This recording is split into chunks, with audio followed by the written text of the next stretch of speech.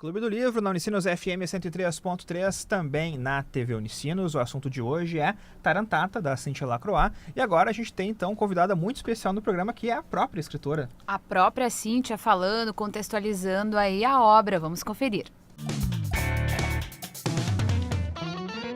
No Tarantata, embora o enredo seja todo ele ficcional, dá para dizer que no pano de fundo da história há muitos elementos não ficcionais, que são as informações referentes ao tarantismo.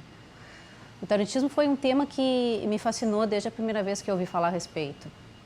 Eu morei um tempo na Itália e naquele período eu, por acaso, acabei fazendo amizade com algumas pessoas que na época estudavam o que lá eles chamam de etnopsiquiatria, que seria, em suma, um ramo da psiquiatria que se ocupa de distúrbios mentais específicos de determinadas culturas, exclusivos de determinadas culturas. E foi através dessas pessoas que eu, pela primeira vez, ouvi falar em tarantismo. Me encantei pelo tema, imediatamente saí em busca de bibliografia, comecei a ler tudo que eu encontrava e não demorou muito, me veio essa ideia de criar uma personagem que sofresse daquela doença, né? Criar uma tarantata. Agora que a gente já ouviu a autora do livro, vamos falar um pouco sobre a sinopse do Tarantata, livro então da Cíntia Lacroix. Qual é o resumo da ópera, como dizem, Camila Kiel? Bom, o livro Tarantata, então, traz a história, tem aí o seu fio condutor com a história da Giuseppina Palumbo, que é uma garota que mora na Itália, numa península italiana. E ela é uma garota normal, né? Inclusive muito devotada à família e tal. Ajuda o pai que é pescador. Isso, ajuda o pai, né? Que é arpoador, né? Pescar seus polvos. Uhum. Até que um dia essa menina está indo fazer a sua labuta e ela é picada por uma aranha, né? Que essa é, na realidade, enfim... E quem viu na TV viu que a Camila fez aspas com os dedos, né? Fez aspas com os Ela falou dedos. picada pela aranha. Isso, porque é um costume local, costume não é a palavra, mas crendice, uma né? crendice, obrigada, local desta aranha, que a partir do momento que pica as mulheres, elas ficam com um comportamento diferente, um comportamento estranho, e foi o que aconteceu com a Giuseppina. Então ela começa aí a sofrer de uma violenta agitação. Então ela vai começar a se comportar diferente, ela vai dançar, ela vai começar com uns gritos, assim, uns uivos, uns comportamentos até lascivos, digamos assim, né? E corre, dá gargalhada. Não é o comportamento ideal de uma moça, não é mesmo? Uma moça direita de de família. uma moça direita de família. E é bom dizer que a história se passa no passado, né? Não é Exatamente. Isso. Então, os pais ficam assustadíssimos aí com esse tarantismo que acomete a garota, né? Que seria, então, um envenenamento por essa aranha, que é lá da Península Salentina, na Itália, que tem essa aranha. Até o curioso, assim, no livro tem um mapinha, né? Isso, Do lugar onde é. E fica bem lá na ponta da bota, né? Em No Puglia, salto da bota. Santa Maria de Leuca. Isso aí. E o que acontece? Aí ela consegue, acometida deste problema, ela consegue, Geografia, então... geografia. Vamos, geografia. Ela consegue divisar, ela consegue ver essa divisa no mar, que faz ali, essa linha que dividiria o mar Adriático do mar Jônico, né? Nessa região aqui, aliás, inclusive... Aqui, como você pode ver, é É. Puglia. Bom, e o que acontece? Esse comportamento assombra a família, porque não é um comportamento de moça direita. E essa família, os Palumbo, eles são uma família, então, italiana, com aquele estereótipo... Tradicionalíssima. Aquele estereótipo que a gente conhece, né, de um ambiente muito religioso, uma família muito religiosa. Uma matrona bem... A mãe, uma matrona numa falda, bem assim, rígida, com os costumes, uma obsessão por limpeza, enfim, né? Pois é, isso parece uma doença que ela tem também. Parece assim, né, também cara? uma doença. É uma doença louca, porque ela lambe a sujeira, uma coisa assim, né? Tipo, É, em alguns o pozinho momentos, que vai caindo, ela vai catando com a língua. Nossa, que Ela louca, é bem, cara. ela tem um problema ali, talvez ela tenha Sequela, louca. um toque, né? Mas enfim, estamos aqui só conjecturando. conjecturando. E o que acontece na crença deles, então, São Paulo, o santo, ajudaria essa moça. Na verdade, todas as que sofrem de tarantismo, né? Isso. Né? Todas as tarantatas. Todas as tarantatas. Tirar o veneno dela, né? Tem uma coisa assim. E aí, então, no fim, eles descobrem que tem uma cidade chamada São Paulo, né? No Brasil. No Brasil. Então, eles recorrem, né, a essa crença, né, de que poderia ajudar um pouco a melhorar essa vida dessa menina se eles viessem a São Paulo, né? Não só por sei isso, né? se- Não, mas porque também ela já tinha exibido alguns sinais do tarantismo na própria Itália e eles sabiam que a família ia ficar falada na Itália Também. caso ficasse muito aberto isso. É. Então eles vêm pro Brasil para fugir também, né, dessa cara feia da vizinhança, né, em cima da família. E eu não sei se eu li no livro agora ou se foi pesquisar depois em algum outro lugar, mas eu tava pesquisando, por que São Paulo, né? Aí falava lá alguma coisa sobre, tipo, São Paulo esteve naquela região. Tá no livro, livro, né? Então, São Paulo esteve naquela região e aí pediu uma dádiva lá do senhor, queria ajudar o pessoal daqui que são muito acolhedores e curar as pessoas que têm alguma doença aí psíquica, eu não lembro exatamente qual doença, né?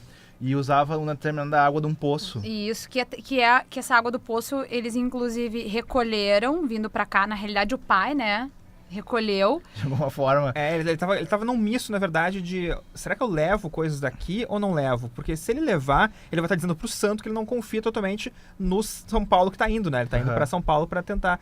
Mas ele, do mesmo jeito, vai e leva. A Mafalda não A Mafalda não a gostou Mafalda não disso. quer, não quer E levar até nada. nesse Esposa. sentido, dá pra ver que a Cintia tem um certo problema com padres, assim, né?